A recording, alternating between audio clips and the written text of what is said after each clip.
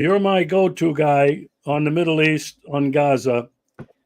I'm already seeing reports that Israeli tanks have entered into Rafah, where there's over a million, I guess maybe a million or more, Palestinians who went there because they were told they would be safe. And I saw video of explosions in this city of Rafah. Dimitri, what are your thoughts? This is really making me boil. Yeah, some days I choke on my anger, Regis, and I find words fail me. And the primary source of my inexpressible indignation is that all of this is being made possible by Western governments. And in fact, I think the evidence now leaves no real doubt that Western governments want Israel to obliterate the Palestinian people.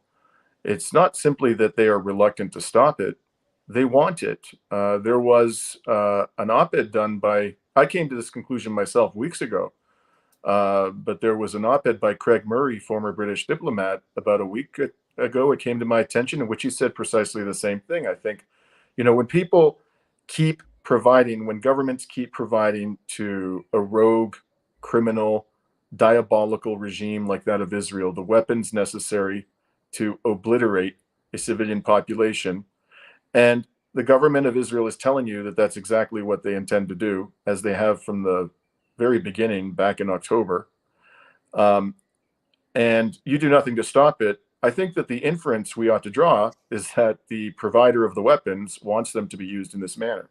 There's no reason, just because Blinken gets in front of the microphone, starts flapping his gums and saying, or unnamed sources, it's usually not Blinken, it's unnamed sources in the US government saying Biden is frustrated, doesn't mean that this isn't the desired outcome. It is the desired outcome.